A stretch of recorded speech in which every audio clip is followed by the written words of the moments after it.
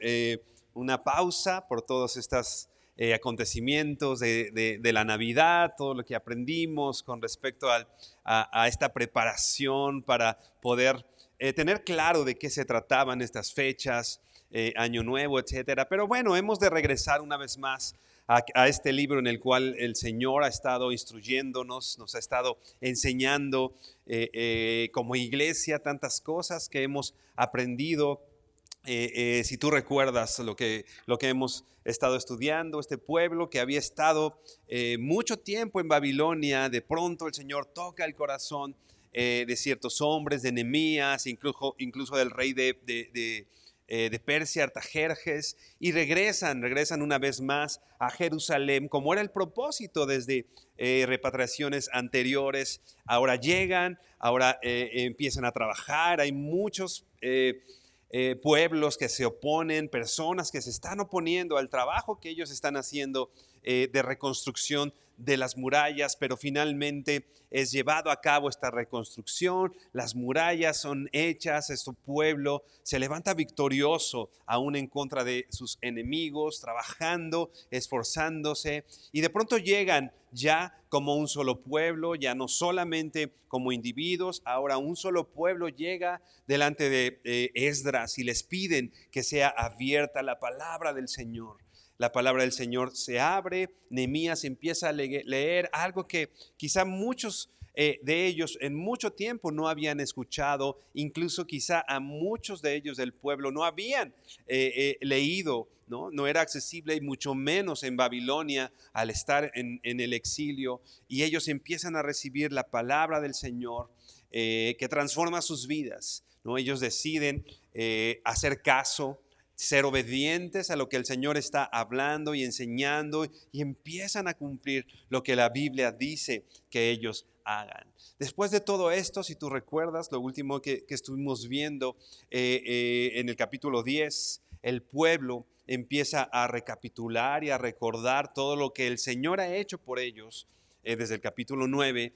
Y en el capítulo 10 vienen los levitas, los sacerdotes, pero unido a todo el pueblo, y empiezan a firmar este pacto, a firmar este compromiso delante del Señor, esta fiel promesa de lo que ellos iban a hacer. Ya no solo decir que iban a hacer, sino a transformar sus vidas. Su vida tenía que ser diferente. Y estos hombres, este pueblo, estos hombres, mujeres, como dice tal cual, citando lo que dice la Biblia, todo aquel que tuviera entendimiento vino delante del Señor a hacer este compromiso.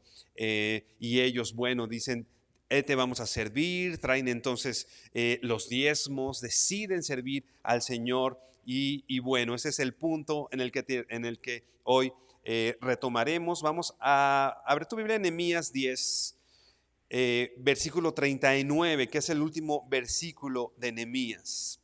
Prepáralo ahí, pero antes déjame decirte un comentario que estaba leyendo con respecto a esta parte de Nehemías.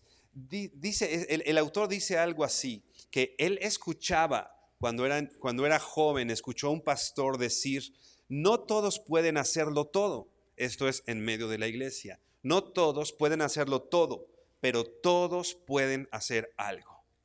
No todos en la iglesia podemos hacer todas las cosas, suplir todas las necesidades, hacer todo lo que en la iglesia se necesita hacer. No todos podemos hacerlo todo, pero todos los que estamos aquí podemos hacer algo, ¿no? Y este es el principio que Nehemías y el pueblo está entendiendo aquí, ¿no? Hay una ley o una regla de la que algunos escriben o hablan en medio de la iglesia, que se llama la ley 80-20, ¿no?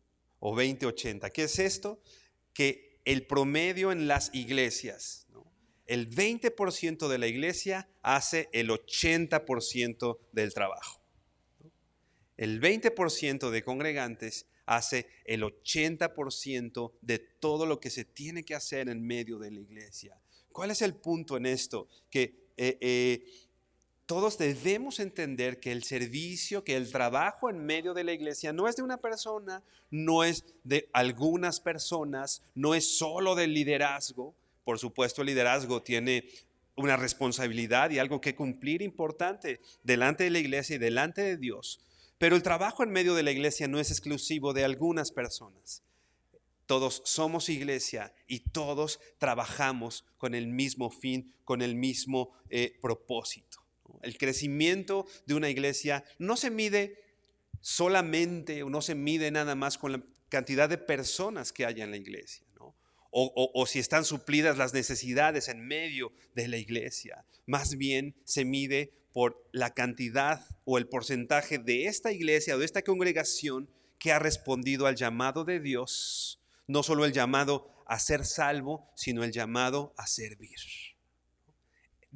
Ese es el crecimiento, repito, real de una iglesia. No que haya muchas personas. Por supuesto, es parte de lo que Dios hace en medio de la iglesia. Pero repito, es cuando un porcentaje grande de esta iglesia ha decidido seguir, como decíamos, el llamado de Dios, no solo ese llamado a salvación, sino el llamado del servicio. Vamos a leer Nehemías capítulo, como les decía, 10, versículo 39, y nos vamos a saltar al primer y segundo versículo del capítulo 11. Nehemías 10, 39 y Nehemías 11, 1 y 2. Y dice así: porque a las cámaras del tesoro han de llevar los hijos de Israel y los hijos de Leví la ofrenda del grano, del vino y del aceite, y allí estarán los utensilios del santuario y los sacerdotes que ministran, los porteros y los cantores, y no abandonaremos la casa de nuestro Dios. Versículo 1 de Nehemías 11 dice: habitaron los jefes del pueblo en Jerusalén, mas el resto del pueblo echó suertes para traer 1 de cada 10 para que morasen en Jerusalén, ciudad santa, y las otras 9 partes en otras ciudades. Y bendijo el pueblo a todos los varones que voluntariamente se ofrecieron para morar en Jerusalén. Hermano, por favor, inclina tu rostro y vamos a orar. Señor bendito, te damos gracias porque eres bueno, Señor, y muestras esa misericordia de tantas maneras. Y ahora, Señor, a través de tu palabra, Dios, que nos habla, que nos corrige, que nos instruye, Señor, que nos confronta, que nos hace, Señor, conocer quién eres tú y entender que todo se trata de ti, que es por ti y es para ti, Señor.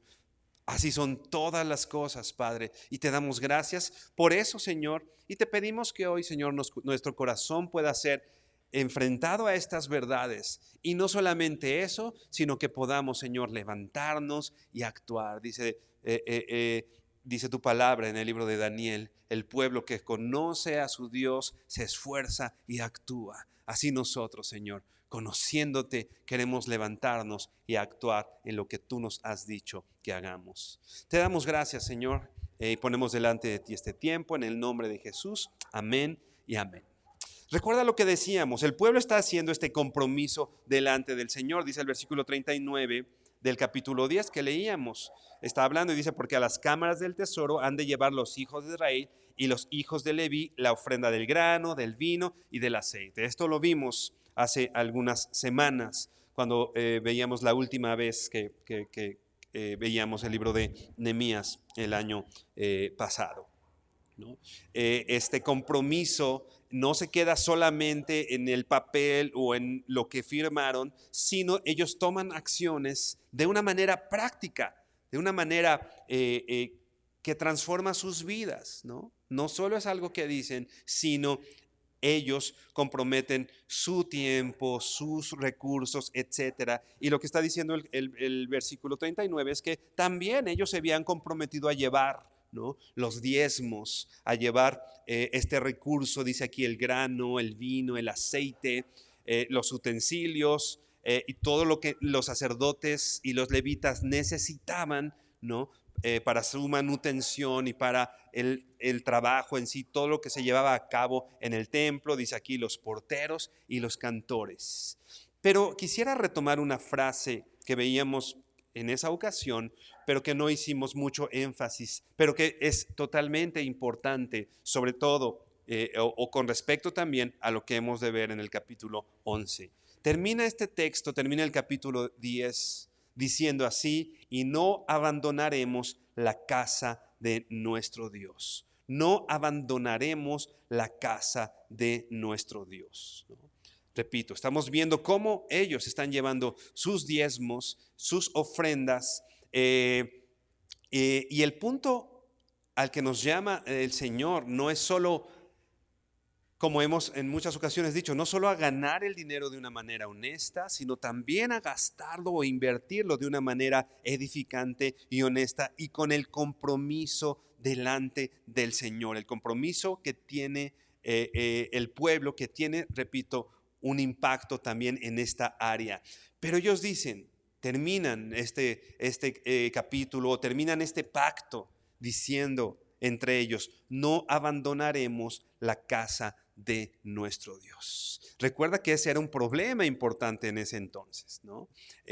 Lo hemos repetido en diferentes ocasiones en el libro de Ageo. El profeta les dice, ¿no? Ustedes vienen y tienen sus casas bien, ¿no? Sus casas artesonadas, dice, tienen sus casas adornaditas, bien arregladas, pero la casa del Señor está desierta, ¿no? No había sido una prioridad para el pueblo de Dios la obra del Señor, la casa del Señor, pero ahora ellos están dando cuenta de esto y deciden y determinan algo importante en este pacto: no abandonaremos la casa de nuestro Dios. Esta palabra abandonar quiere decir o tiene estos sentidos. Una, tal cual lo que dice, dejar abandonada, ¿no? Piensa en eso, ¿no? Cuando alguien abandona algo, dejar a su suerte, dejar abandonado. Otras versiones traducen esta palabra abandonar como descuidar. No descuidaremos la casa de nuestro Señor. Otras implicaciones es estar ausente o ser remoto, ¿no? Estar a lo lejos, ¿no? Ahora, en toda esta cuestión de la pandemia, pues gracias a Dios por los recursos, ¿no? Que tenemos de las transmisiones en línea y poder vernos desde lejos, remotamente. Eso es una herramienta de parte del Señor. Hay hermanos nuestros que se les dificulta por salud, por distancia, por muchas razones. Les es difícil quizá venir un domingo a la iglesia, pero algo debemos tener claro, ¿no? La iglesia es presencial. En la iglesia estamos juntos, en la iglesia crecemos juntos. Repito, somos una familia, somos una comunidad que crece, ¿no? Yo no puedo pretender tener una relación con mi familia, con mi esposa, con mis hijas por Zoom, ¿no? Necesitamos levantarnos, desayunar, comer, hacer cosas para poder crecer y tener e ir haciendo y estrechando más lazos, ¿no? Y poder conocernos. Así como iglesia es lo mismo. No podemos tener una relación a la distancia. Necesitamos conocernos, no abandonar, como dice aquí, no remoto, no estar ausentes de la casa de Dios. Es importante entonces que todos sepamos esto. Cada uno de nosotros tiene un don, cada uno de nosotros, el Señor lo ha traído a esta iglesia con un propósito, ¿no? Repito, el trabajo no es de una persona, o el trabajo en medio de la iglesia no es de un grupo de personas, es de cada uno de los miembros de esta familia, así como en casa, ¿no? En casa tus hijos tienen una labor, a lo mejor yo me acuerdo que cuando yo vivía antes de casarme con mi familia, mis papás obviamente pues tenían sus responsabilidades, mis hermanos tenían otras responsabilidades y cada uno las cumplía. En mi caso yo era el de los mandados, ¿no? Y cada vez que se necesitaba, oye, hay que ir por algo, pues ya, bueno, pues ya sabía, yo tenía que ir. No que necesariamente siempre me hiciera muy feliz ir siempre por los mandados, pero yo sabía que esa era mi labor, ¿no? Algunos de mis hermanos tenía que barrer y lavar ahí el patio que teníamos, etcétera. Y cuando todos trabajábamos, pues bueno, la casa se veía mejor, bien atendida, limpia, porque entendíamos o entendemos que la casa es labor no de una persona, ¿no?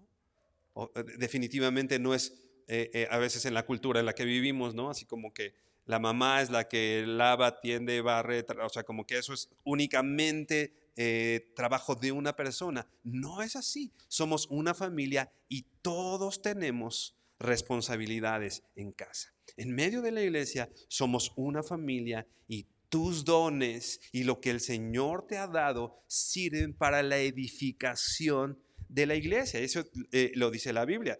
Todos. Bueno, vamos por favor a 1 Corintios 12. 1 Corintios 12. No vamos a leer todo el capítulo, aunque yo te sugiero que si puedes leerlo en casa, lo leas para que entiendas todo el contexto, todo lo que está hablando el apóstol Pablo aquí a la iglesia en Corinto. Dice 1 Corintios 12, vamos a leer el versículo 14. 1 Corintios 12, 14. Dice, además el cuerpo no es un solo miembro, sino muchos. No es un solo miembro, sino muchos. No podemos pretender que en nuestro cuerpo toda la función en nuestro cuerpo la haga solamente un miembro, ¿no? Si bien hay las manos se encargan de algo, pero eso no quiere decir que mi otra mano no pueda hacer algo. Tal vez mi mano derecha es más hábil para escribir, pero eso no quiere decir que la mano izquierda no tenga un propósito o una labor, ¿no? En el cuerpo, en la iglesia, no es un solo miembro. Dice aquí, somos muchos. No solo es una persona, son muchas personas. Dice, vamos a saltarnos hasta el versículo 25. Dice, para que no haya desaveniencia en el cuerpo, sino que los miembros todos se preocupen los unos por los otros. Una vez más voy a leer este texto. Para que no haya desaveniencia en el cuerpo, sino que los miembros, ¿qué palabra dice ahí? Todos. Dice una persona, ¿no? Dice, sino que los miembros, para que no haya desaveniencia en el cuerpo, sino que que el miembro, el pastor o el coordinador o el líder, ¿dice eso? No dice eso, dice aquí, para que todos se preocupen los unos por los otros. ¿De quién es responsabilidad preocuparte por tu hermano que está al lado, que está atrás, al que hoy saludaste, que te llevaste el nombre hoy? ¿De una persona? No. Dice aquí que todos nos preocupamos los unos por los otros. Una sola, lo vamos a ver más adelante, pero en el libro de los Hechos, ¿no?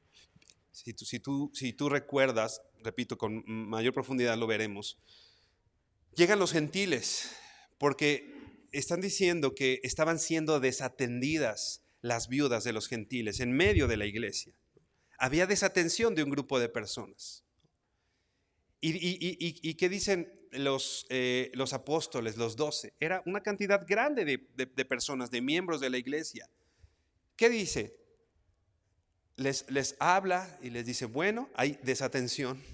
Nosotros no podemos orar, no podemos estar estudiando la palabra del Señor, ¿no? Y aparte estar atendiendo todos los demás asuntos.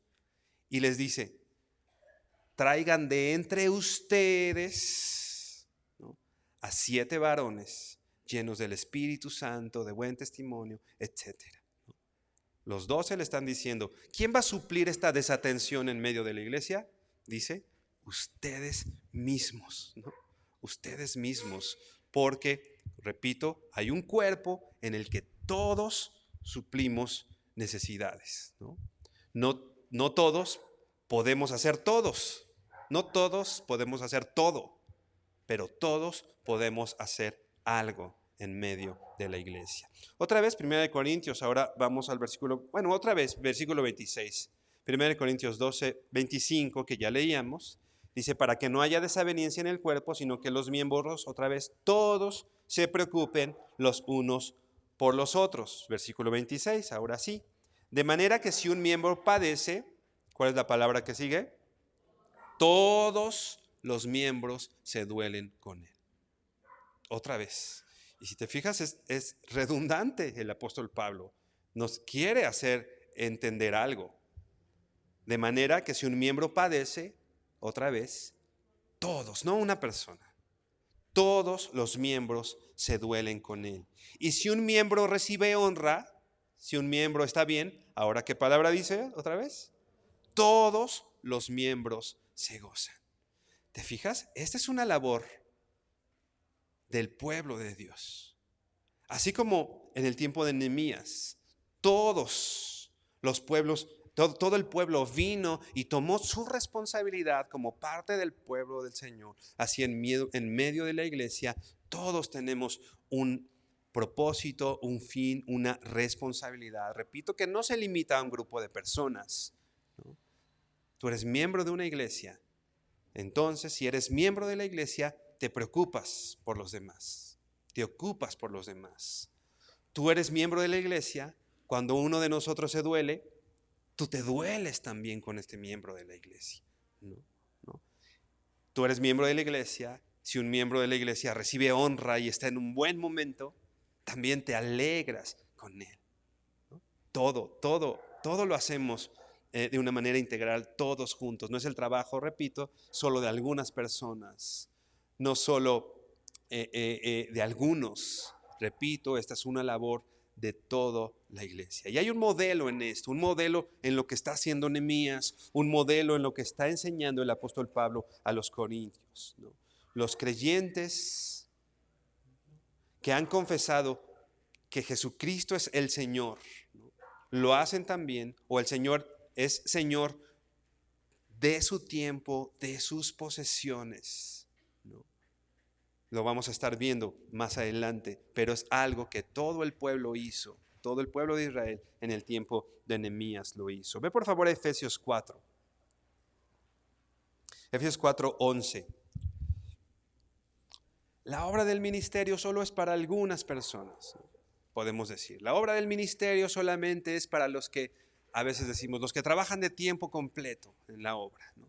La obra del ministerio es para algunas personas. Bueno, vamos a ver qué dice la carta a los Efesios. Efesios 4:11 y 12, te los voy a leer en la Nueva Biblia de las Américas. Dice así, Él dio a algunos el ser apóstoles. Él dio a algunos. O sea, ¿todos son apóstoles en la iglesia? Pues dice aquí que no. Aquí sí está diciendo, algunos son apóstoles, algunos otros profetas, algunos otros son evangelistas, algunos otros son pastores y maestros. ¿Te das cuenta? Hay ciertas cosas, ciertas áreas de la iglesia que solo algunos las hacen, ¿no? No todos. Imagínense si todos los de aquí estuviéramos en seguridad, ¿no? En la puerta, ¿no? O todos los que estamos aquí estuviéramos acá arriba como grupo de alabanza. No. Dice aquí, hay algunos apóstoles, hay algunos que son profetas, unos que son evangelistas, otros son maestros, algunos. Pero dice aquí, a fin de capacitar a los santos. ¿Cuál es la labor de los apóstoles, de los profetas, de los evangelistas, de los pastores? Capacitar a los santos para la obra del ministerio. ¿Para quién es la obra del ministerio de acuerdo a Efesios 4:12? Para los santos, para todos los que estamos en la iglesia. La obra del ministerio, repito, no es para el apóstol solamente, la obra del ministerio no es para el profeta, la obra del ministerio no es para el evangelista, la obra del ministerio no es para el pastor, o solamente para el pastor. La obra del ministerio es para ti, es para nosotros, para cada uno de los que estamos aquí, a fin de capacitar. Todos estamos siendo capacitados para la obra del ministerio, para la edificación del cuerpo de Cristo. La edificación del cuerpo de Cristo, la edificación de la iglesia, repito, no solo es responsabilidad de un grupo de personas, sino de todos los santos. ¿No?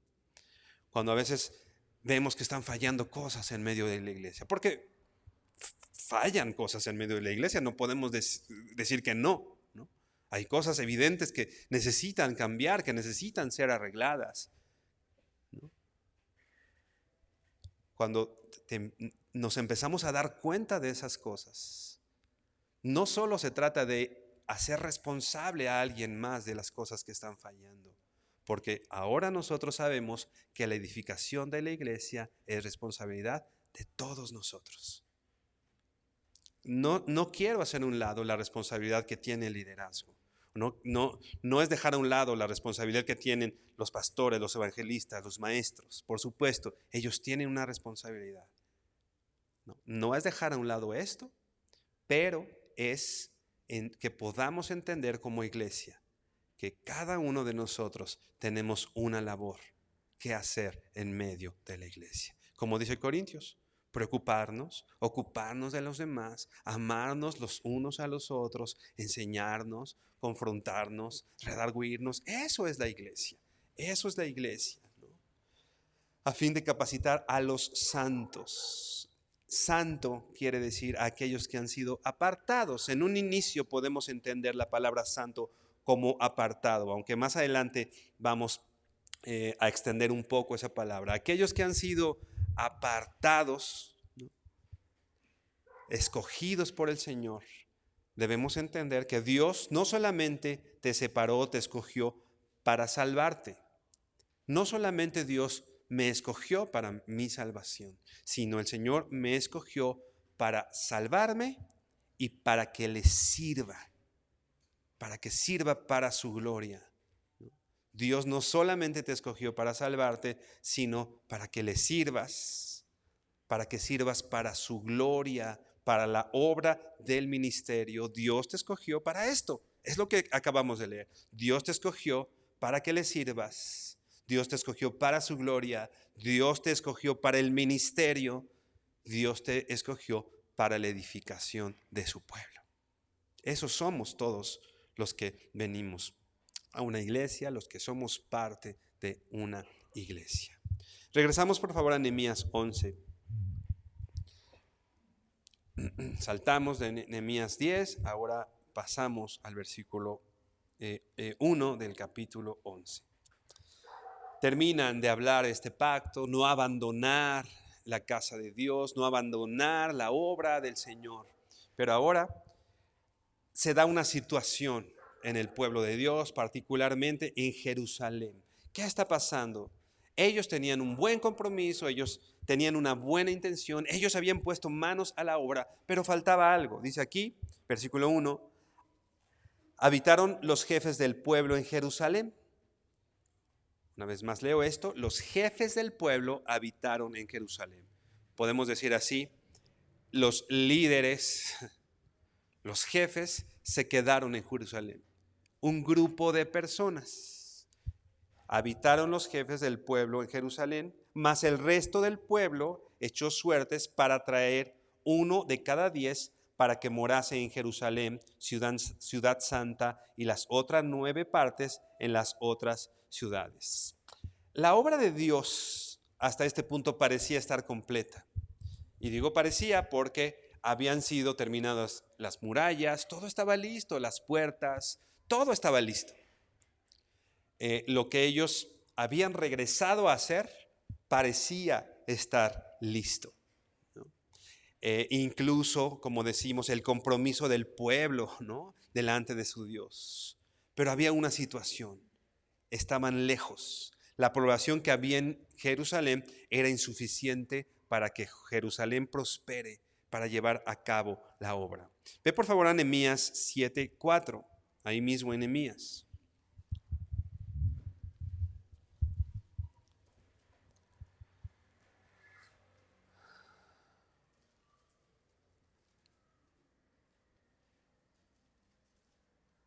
Dice así, Nehemías 7:4, versículo 1.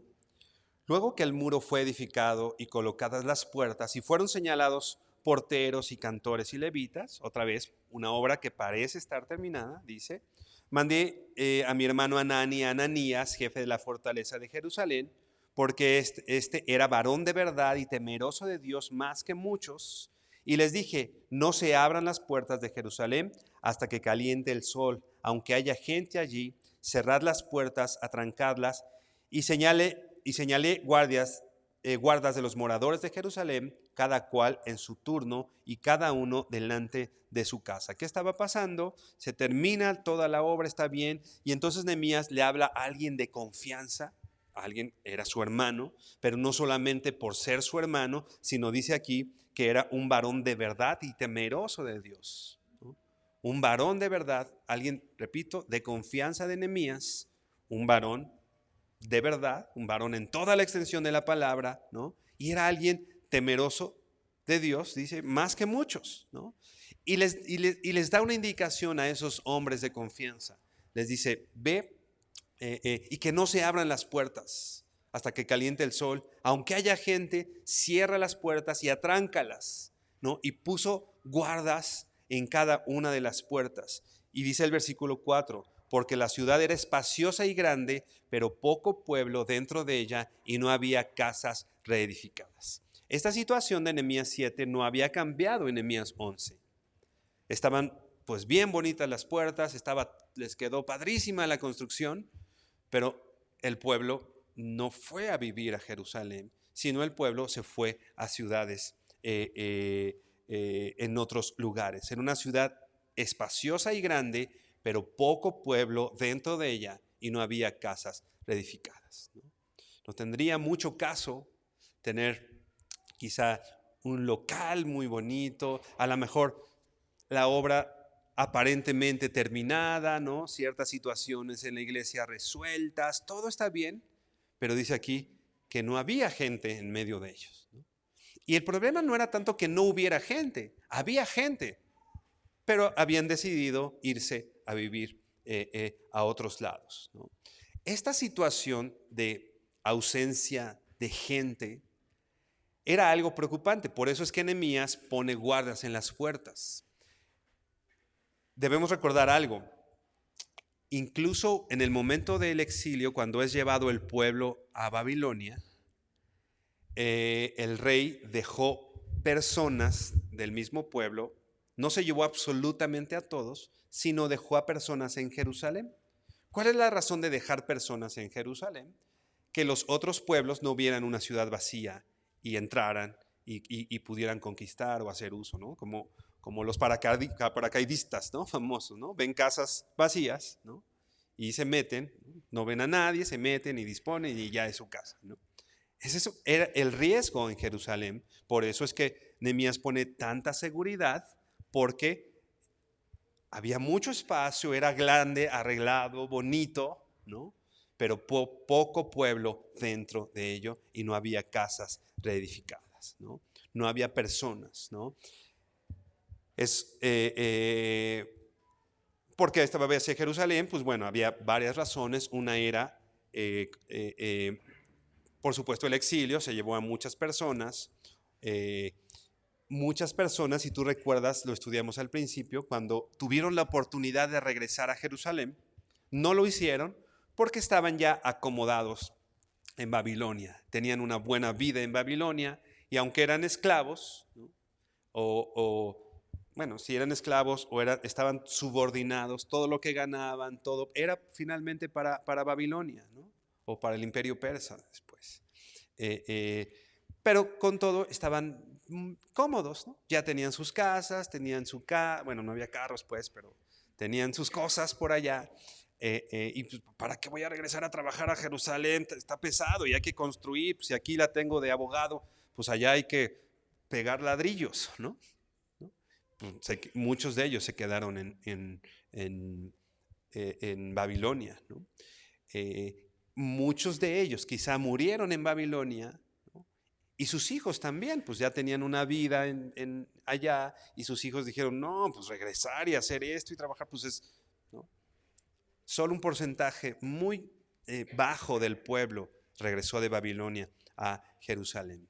Pero incluso, ¿no?, muchos de los que regresaron de Babilonia y que habían trabajado y que se habían esforzado y que habían ayudado para levantar las puertas, muchos de ellos habían decidido vivir en otros lugares, en las afueras, se quedaron fuera de la ciudad porque era más cómodo, ¿no?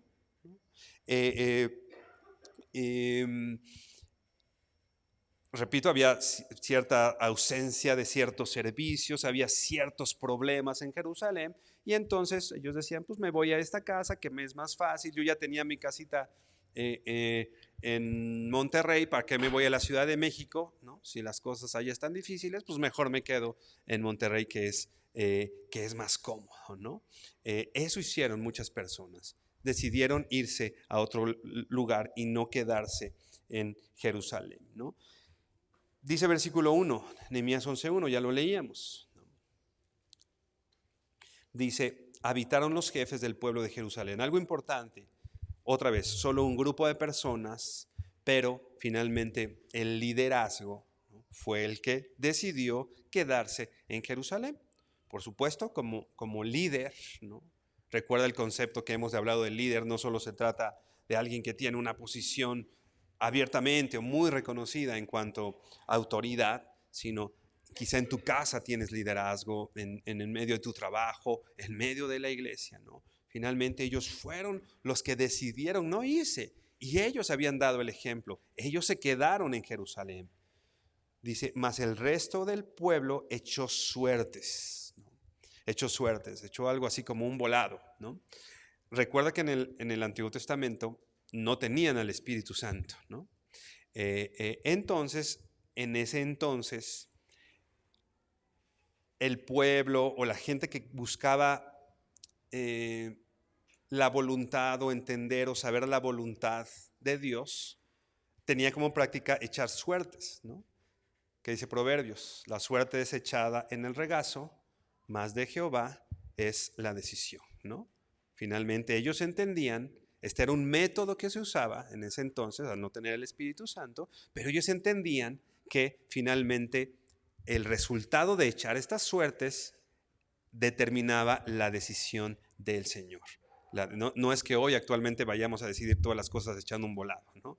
Hoy tenemos al Espíritu Santo, pero en este entonces no. En este entonces ellos, el resto del pueblo, otra vez, los jefes del pueblo se quedaron en Jerusalén. Y no dice que los jefes del pueblo echaron suertes. Dice que el pueblo mismo, más el resto del pueblo, echó suertes para traer 1 de cada 10 para que morase en Jerusalén, ciudad santa, y las otras 9 partes en las otras ciudades. 1 de cada 10, ¿no? Eran quizá familias, ¿no?, que fueron probablemente separadas de su familia para irse a Jerusalén. Algo así como un diezmo, pero ellos ya habían dado el diezmo en cuanto a recursos, ¿no? Ahora se estaba, repito, algo así o algo parecido a un diezmo, pero de personas, ¿no? Ahora, 1 de cada 10 personas que habitaban fuera de Jerusalén, como resultado de la voluntad de Dios a través de estas suertes, ¿no?, tenían que regresar a Jerusalén a habitar esa ciudad, ¿no? Conllevaba renunciar a lo mejor a sus casas, ¿no? Repito, ellos ya tenían su casa armada, por eso se fueron, ¿no? No a Jerusalén, sino a otros lugares. Tenían a sus familias, por ejemplo, tenían tal vez a sus hijos, tenían a sus amigos, sus costumbres, sus trabajos, un entorno conocido, ¿no? Y implicaba un cambio de vida, ¿no? Salir de su comodidad, regresar al servicio del Señor a Jerusalén. Pero con todo el pueblo fue obediente y sumiso a la voluntad de Dios, ¿no? Y fue así como el pueblo, repito, decide regresar, ¿no? Mucha gente hace muchos sacrificios, ¿no? Por ejemplo, las personas que se van a otro país, por ejemplo, a Estados Unidos, se van a trabajar, ¿no? Seguramente conoces muchas historias de quizá el padre de familia está en Estados Unidos, ¿no? Y su familia está en México, ¿no? Por diferentes razones, ¿no? Mucha gente hace sacrificios por dinero, ¿no? A lo mejor el dinero, pues tal vez si no hay otra forma de ganar el dinero, pero muchas personas que tal vez quieren conseguir aún más o tener una mejor posición, sacrifican todo y dejan, por ejemplo, a su familia y se van a otro lugar, ¿no? A trabajar. O sacrifican a su familia y se van de 6 de la mañana a 11 de la noche, ¿no? Por dinero. Finalmente es un sacrificio y bueno, habrá situaciones quizá en las que es necesario o momentos en los que es necesario eso. Pero finalmente uno o la gente, ¿no? En diferentes situaciones paga un precio, vamos a decir, por ciertas cosas, ¿no? Repito, por dinero, por un mejor trabajo, por etcétera, ¿no? Ahora estas personas estaban decidiendo pagar un precio, hacer un sacrificio, una renuncia, pero no por su propio beneficio o no para obtener más dinero, sino para servir al Señor. Ellos ahora estaban renunciando tal vez a su familia, estaban renunciando tal vez a lo que dijimos aquí, la comodidad, a sus vecinos, a sus amigos, a su tiempo por venir a Jerusalén y repoblarla y evitar el riesgo, ¿no? O los riesgos que ya estábamos viendo antes. Ahora este pueblo estaba demostrando su sumisión al Señor, su obediencia, sirviendo al Señor. ¿Cuál es el móvil de nuestros sacrificios o de nuestras renuncias? Puede ser nuestra familia, puede ser una cuestión laboral, pero analicemos nuestro corazón y pensemos, ¿he hecho un sacrificio o he renunciado a algo para servir al Señor? Muchas veces lo vemos así, y no es que esté mal, pero creo que es importante enfocarlo. Me faltan cosas, ¿no? No tengo trabajo. Y de pronto predicamos o nos predican el Evangelio pensando, si vienes al Evangelio se va a arreglar tu problema del trabajo. Y venimos al Evangelio y pensamos que vamos a obtener ciertas cosas, ¿no? Pero pocas veces presentamos el Evangelio como una renuncia. ¿Qué le decía Jesús a sus discípulos cuando los llamó? Les decía, sígueme. ¿Y qué hacían los discípulos? Dice, y dejándolo todo, le seguían. El Señor no venía a decirles, mira, si vienes para acá, pues vas a tener una mejor casa, se van a arreglar todos tus problemas y vas a estar... No, ¿qué es lo que decía el Señor? Nada más venía y decía, sígueme. Y los discípulos del Señor, dice aquí, dice la Biblia, dejándolo todo, seguían al Señor. Por supuesto, obtenemos algo que es impagable, obtenemos la salvación en el Señor y obtenemos, esa es la gracia, aquellas cosas que recibimos por las cuales no podemos hacer nada. Pero, ¿no? La Biblia sí habla de esta renuncia que los discípulos del Señor hicieron para seguirle, para obedecerle, para servirle. Y es lo que estaba ahora haciendo el pueblo del Señor. Versículo 1, otra vez, Nehemías 11:1. Habitaron los jefes del pueblo en Jerusalén, mas el resto del pueblo echó suertes para traer uno de cada 10 para que morase en Jerusalén, ciudad santa, y las otras 9 partes en las otras ciudades. Para que morase en Jerusalén. Y Nehemías hace una anotación importante en este texto. Jerusalén, ciudad santa. Ya veíamos hace unos minutos la implicación, vamos a decir, que tiene la santidad o qué habla o qué es esta cuestión de ser santos, ¿no? Ciudad santa. Quiere decir, o lo que podríamos decir, de acuerdo a lo que decíamos hace unos minutos, ¿qué significa ser santo? Significa ser apartado. Pero déjame leerte un comentario que hace un hombre de Dios, haciendo más amplio este sentido de santo o de apartado. Dice,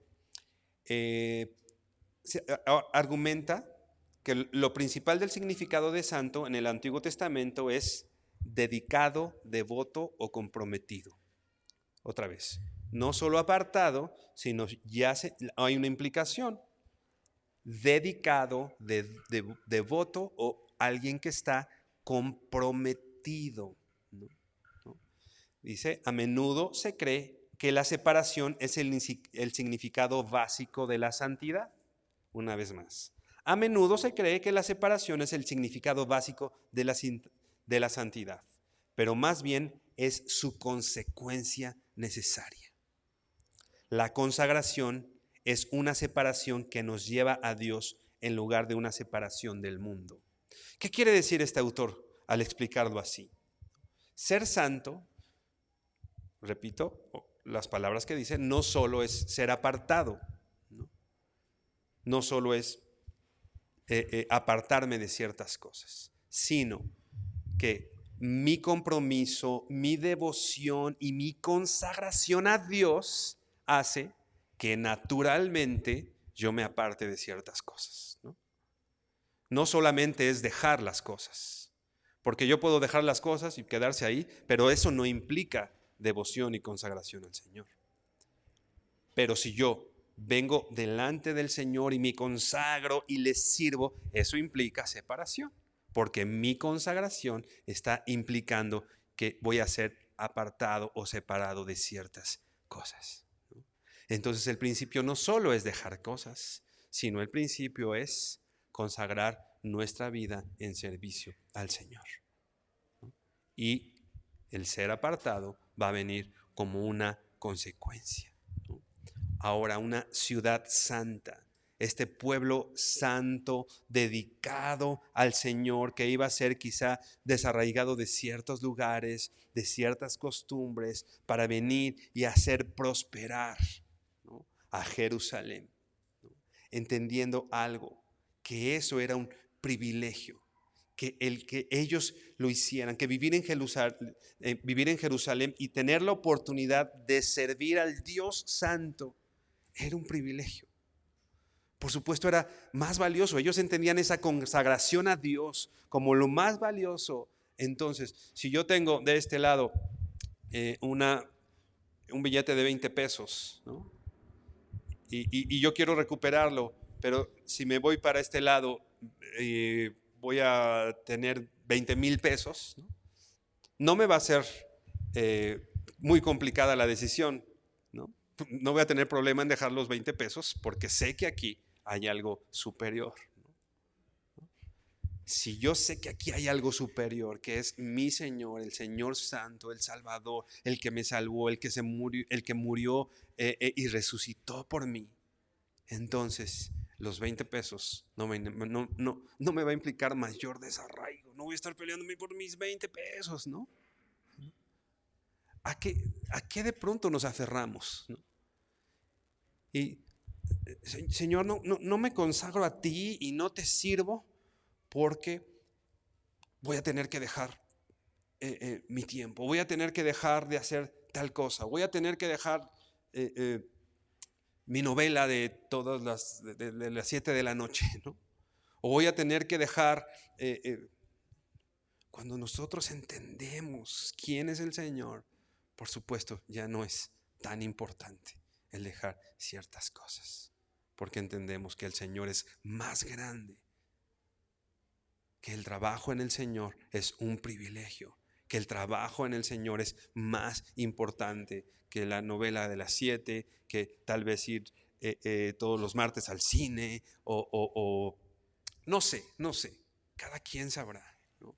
Pero repito, este pueblo ahora sabía que vivir en Jerusalén y tener la oportunidad de servir al Señor era eso, un privilegio grande, un privilegio inmenso.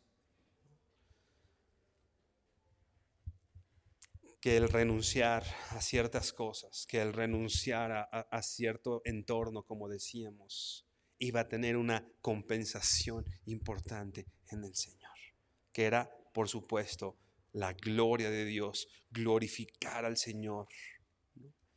Y tomar parte en ese servicio al Señor era un honor que no se podía desperdiciar. El pueblo lo sabía. Puede dejar estas cosas, pero qué privilegio, qué honor. Hace poco visitábamos el Museo de Antropología y recordábamos esta cuestión del juego de pelota, ¿no? Y todas estas, ¿no? Y cómo el campeón, ¿no? Cómo el que ganaba era ofrecido y muerto, ¿no? Y él no iba, y ellos no es que se estaban esforzando por perder, ¿no? Ellos querían ganar porque ellos pensaban que era un privilegio morir por sus dioses falsos, ¿no? Ellos iban ahí y hacían todo por ganar e iban y se esforzaban. ¿No? Hermano, nosotros tenemos al Dios de los cielos, al Dios creador del universo, ¿no? Tenemos que entenderle que servirle es un privilegio, no es un desperdicio. ¿Te acuerdas cuando la mujer, ¿no? Llega con el alabastro y lo rompe a los pies de Cristo? ¿Te acuerdas qué le dijeron? ¡Qué desperdicio!, le dicen. Con ese lo hubieras vendido, ¿no? Te hubieras ganado una lanita, ayudabas a los pobres, ¿no? Pero finalmente Dios viene, Jesús viene y defiende a esa mujer. Y dice, esta mujer les comió el mandado a todos, ¿no? Porque se anticipó a ungirme. Y esta mujer entendía que eso no era un desperdicio. Mi perfume, acuérdate, el perfume no solo representaba pues oler bonito, sino ese perfume de alabastro podía haber sido considerado el ahorro de la vida de la familia de esta mujer. Y muchas mujeres ese perfume lo llevaban cuando se casaban, ¿no? Y era su patrimonio, ¿no? Lo vendían y tenían lo necesario, ¿no? Era todo su patrimonio, muchas personas. Pero para esta mujer no fue un desperdicio. Ella lo rompió y con sus cabellos lavó los pies del Señor, porque ella entendía quién era su Salvador. Nehemías 11, versículo 2. Nehemías 11, 2 dice: y bendijo el pueblo a todos los varones que voluntariamente se ofrecieron para morar en Jerusalén. Todo el pueblo, aquel pueblo que habían hecho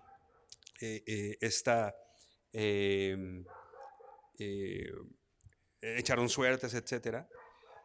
Bendijo a todos los varones que voluntariamente, o sea, no fue que, me cayó la suerte, pues, y ya iban enojados. No, me cayó la suerte y ellos entendieron que era la voluntad de Dios y voluntariamente fueron a servir al Señor. Hermano, el servicio al Señor es voluntario. Nadie nos obliga, ni el Señor mismo, ¿no? Les cayó la suerte, pero ellos dijeron, esta es la voluntad del Señor. Yo voy de manera voluntaria a servir a Dios. Me recuerda mucho a David, cuando en 1 Crónicas 29, cuando viene y les impedido de construir el templo, si tú recuerdas, ¿no? Y dice que guardó una ofrenda de su tesoro personal para traerla delante del Señor. Y se hace un cuestionamiento David y dice, ¿quién soy yo y quién es mi pueblo para ofrecer esta ofrenda voluntaria delante del Señor? Esta ofrenda voluntaria. ¿Quién soy yo? Lo hemos dicho aquí en diferentes ocasiones. El Señor pudiera tomar de mí todo. No tendría que pedirme por supuesto, permiso ni autorización para decir, ay, voy a tomar tu sueldo, ¿no? O voy a agarrar el 10% de tu sueldo, ¿no? No, el Señor podría tomarlo en el momento que Él decida todo de nosotros, ¿no? Podríamos hoy tener algo y mañana no tenerlo porque es el Señor. Y por eso dice David, qué privilegio me da, Señor, de traer esto que te pertenece de manera voluntaria. El servicio al Señor es voluntario. Y hubo una bendición de parte de todo el pueblo, reconociendo a aquellos varones que de manera voluntaria se ofrecieron para morar en Jerusalén. Ellos escucharon la voz del Señor y de manera voluntaria decidieron dejar su comodidad, lo que a ellos les implicaba quizá menos trabajo, para servir al Señor. Por último, dice Hechos 6, algo que ya mencionábamos. Hechos 6, versículos del 1 al 4. Dice así, en aquellos días, como creciera el número de los discípulos, hubo murmuración de los griegos contra los hebreos. Había crecido el número de los discípulos, 12 ya no se estaban dando abasto para atender todo lo que estaba pasando ahí. Dice, hubo murmuración de los griegos contra los hebreos de que las viudas de aquellos eran desatendidas en la distribución diaria. Tenían su granero abundante, ¿no? Donde todas las viudas podían llegar y había una distribución que todo el pueblo, que toda la iglesia traía, ¿no? Y estas mujeres eran atendidas, pero los griegos dijeron, las viudas de mi pueblo están siendo desatendidas, ¿no? Y murmuraron. Hubo murmuración por la desatención, ¿no? La murmuración, por supuesto, no es algo correcto. Hubo murmuración de los griegos contra los hebreos de que las viudas de aquellos eran desatendidas en la distribución diaria. Entonces los 12 se enteraron, ¿no? Entonces los 12 convocaron a la multitud de los discípulos y dijeron, no es justo que nosotros dejemos la palabra de Dios para servir a las mesas. Buscad pues, hermanos, ¿qué dice aquí? De entre vosotros a 7 varones de buen testimonio, llenos del Espíritu Santo y de sabiduría, a quienes encargaremos de este trabajo y nosotros persistiremos en la oración y en el ministerio de la palabra. Como decíamos ya, viene este pueblo murmurando, hay desatención, las cosas no están funcionando bien, me están desatendiendo, ¿no? Todos los discípulos dicen, bueno, pues ven. Y de entre ustedes vamos a nombrar a alguien que atienda estas necesidades. Porque, repito, este trabajo no podían los 12 llevarlo a cabo solos. Si bien habían estado con el Señor, si bien tenían una labor importante, decían ellos mismos, no podemos desatender estas cosas que el Señor nos encargó para hacer estas otras cosas. Entonces, hay ciertos dones o ciertas cosas que nosotros estamos haciendo y hay otras cosas para las cuales tú tienes el don. A lo mejor tú tienes el don de darte muy bien cuenta dónde están las desatenciones en medio de la iglesia. Pues bueno, acércate y pon tu don al servicio del Señor. Quizá eso implique dejar ciertas cosas, ¿no? Tal vez irte el domingo más tarde, un poquito más tarde. Tal vez implique cosas que tienes que renunciar o dejar hacer, ¿no? Pero creo que es importante que si entendemos quién es Dios y si entendemos que el Señor nos puso en una comunidad, que el Señor diseñó esta institución que es la iglesia, entendemos que eso es importante y será importante que como discípulos del Señor, ¿no?, vengamos y pongamos nuestros dones al servicio y que si alguien se duele, nos preocupemos todos por ese alguien. Si alguien está bien contento, ¿no? Ahorita pasaron los de los cumpleaños, ¿no? Y es un motivo de felicidad. Nos alegremos todos con ellos, ¿no? Repito, la labor en medio de la iglesia no es de uno, no es de dos, no es de 12. La labor en medio de la iglesia es todos nosotros, todos nosotros. Solamente estamos siendo capacitados para la obra del ministerio. Inclina por favor tu rostro y vamos a orar. Bendito Señor, te damos gracias por tu palabra, Señor. Gracias por todo lo que tú has hecho y haces, Señor, a través de ella en nuestros corazones. Queremos entender, Señor, cuál es tu voluntad, Padre, en todo esto, Dios, para nosotros. Porque como hemos visto, no todos servimos de la misma manera, Señor. No todos hacemos las mismas cosas, Señor. Tú, Señor, a cada uno de nosotros nos diste una cualidad, un don particular, Señor. Y entendemos que ese don es para edificar tu cuerpo, Señor. No solo es para satisfacer nuestras necesidades, Señor, sino que ese don es para que tu iglesia sea edificada. Y nosotros queremos hacer esto. Queremos tomar parte de esto. Señor, va iniciando un año, Dios, en el cual podemos tomar como una herramienta el poder replantearnos hacia dónde vamos y qué vamos a hacer, Señor. Y tal vez, Señor, podamos tener claro que tal vez sea necesario dejar ciertas comodidades, como dicen, salir tal vez de nuestra zona de confort y empezar a dedicar nuestra vida, Señor, a algo más sublime, algo más grande, Señor. En medio de la iglesia, allá afuera, Señor. En casa, Señor, en casa tal vez. Yo debo entender mi ministerio en casa con mi familia, Señor. Tal vez yo debo entender que sirviendo a mi esposa te sirvo a ti, Señor. Tal vez debo entender que sirviendo a mis hijos te estoy sirviendo a ti, Señor. Tal vez debo entender que como dice tu palabra, aquel que siendo rico con su pobreza nos enriqueció a nosotros. Tal vez eso implique que dejemos algún recurso, tal vez de tiempo, tal vez económico, Señor, para el bien de alguien más, Señor.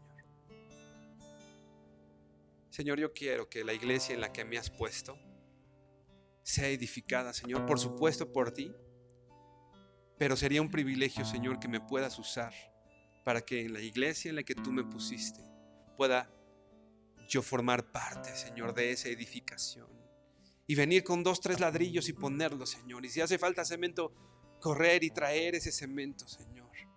Y si se hace falta consuelo para alguien, que yo pueda traer ese consuelo hacia alguien, Señor.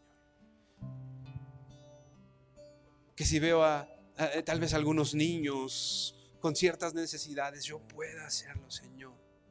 Que si veo a algunos de mis hermanos recibiendo honor y gozando, Señor, yo pueda servir también a mi hermano. No solo tengo que esperar el momento a que alguien tenga necesidad o tristeza, Señor, sino también en medio de la alegría y en medio del gozo, poder servir y estar, Señor. Entendemos, Señor, hoy que esa labor es mía, Señor, es nuestra. Y queremos hacerlo, Señor. Responder a tu llamado, no solo de la salvación, sino responder a tu llamado del servicio, Padre. Y crecer y ser edificados como una iglesia, Señor. Como una familia en la que todos, Señor, tenemos participación, en la que todos tenemos edificación, Dios. Te damos gracias, Señor, te honramos, te bendecimos en el nombre precioso de tu Hijo Jesucristo. Amén.